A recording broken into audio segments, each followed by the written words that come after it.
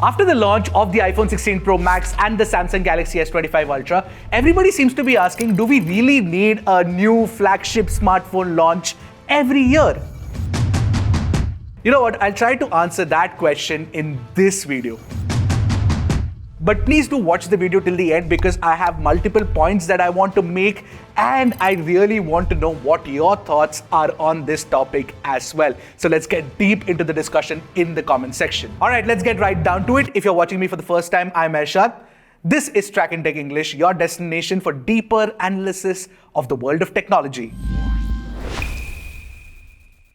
The major reason why we are all disillusioned with phone brands is that year on year, most flagships don't feel like massive upgrades anymore. The Galaxy S25 Ultra, the iPhone 16 Pro Max and the Pixel 9 Pro XL are all iterative upgrades and mostly safe bets for Apple, Samsung and Google. Even the so-called innovations are, well, like stuff we probably don't need.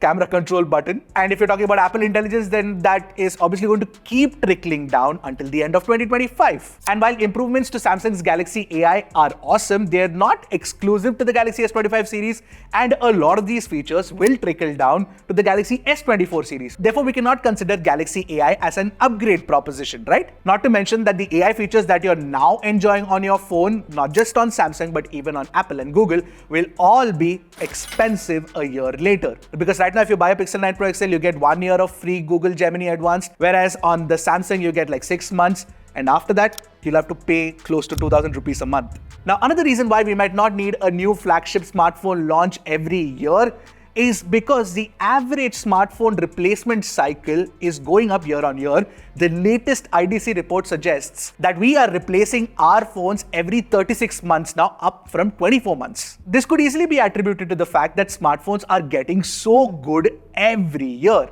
And not just that, in fact, brands themselves are providing longer operating system updates now. And not to forget that a lot of the mid-range phones are now getting flagship features. IP69 rating, telephoto cameras, wireless charging. So the ideal approach would be to launch flagship phones with the latest and greatest features every 2 years, and in between keep trickling down all of these new flagship features to mid-range smartphones, thereby democratizing the tech. In fact, the one example of a smartphone brand that comes to mind is Nothing, because we are all waiting for the Nothing Phone 3 for the longest time, right? But the latest news is that the Nothing Phone 3A is coming soon after Nothing saw success with the Nothing Phone 2A, which means that Nothing is actually pushing the launch of its flagship smartphone to when it feels it is ready. And the final nail in the coffin is Mark Gurman's article, where he says that Apple is moving away from its annual iPhone launch strategy to something else now, which basically indicates that the launches might be spread out, maybe not to 2 years, but maybe 1.5 years. I don't know. It's already doing that with certain product lines like the iPhone SE series, for example.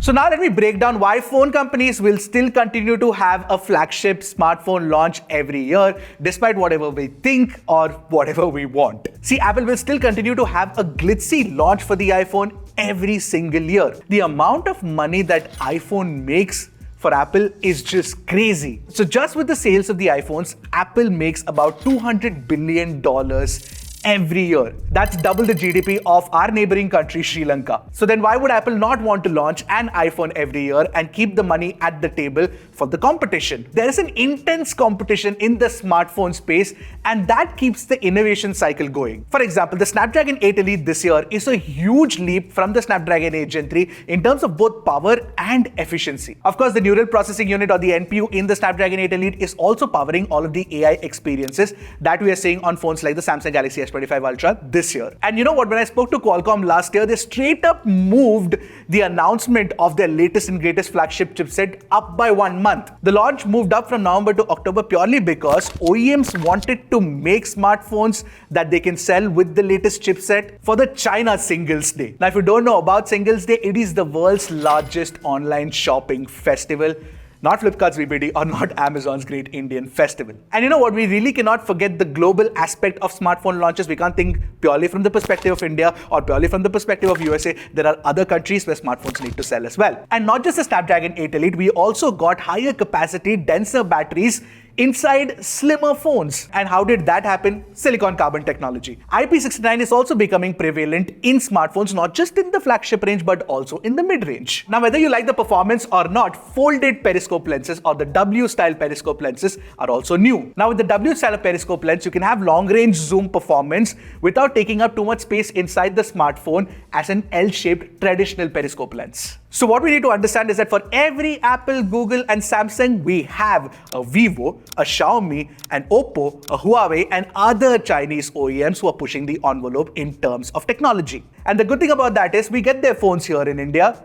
In the US, they don't. And finally, the point that you need to note is that not everybody will be in the same replacement cycle. See, if you are currently using an iPhone 15 Pro Max, you definitely don't need the new iPhone 16 Pro Max. But somebody on an iPhone 14 Pro Max upgrading to an iPhone 16 Pro Max makes sense, doesn't it? Now that you've heard both sides of the coin, let me share my perspective here. See, I'll keep this very simple. When a new flagship smartphone launches here, which it inevitably will, you should control your urges to buy one. Don't let your affection for tech turn into what can be classified as an addiction. This reminds me of one thing where in 2023, I got really swept up by the hype market that is around, Jordan shoes. So therefore, I ended up buying a lot of shoes that year.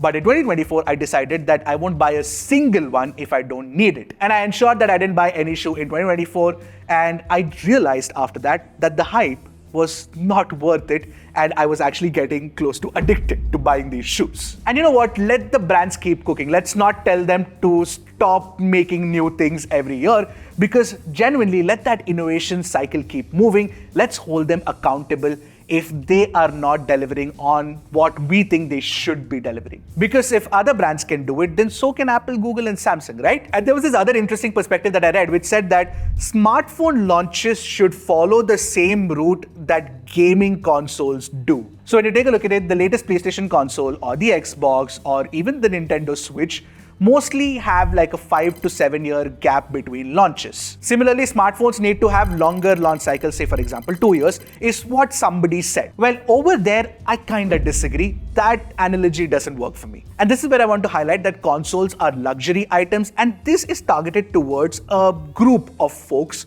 who love gaming, right? And if you look at it, consoles themselves or the hardware themselves don't make too much money for the brands. They make money from the games that are sold, and you know that because we obviously end up paying a lot for them. In fact, there were strong reports that suggested that Microsoft was actually losing money on the new Xbox hardware. But they're okay to do that because they will make money from the sales of the services and of course the games as well. Smartphones, on the other hand, are no more a luxury, they're actually a necessity. Every single human being on the planet needs to have a smartphone to stay connected today. So I feel that new hardware upgrades are necessary every year.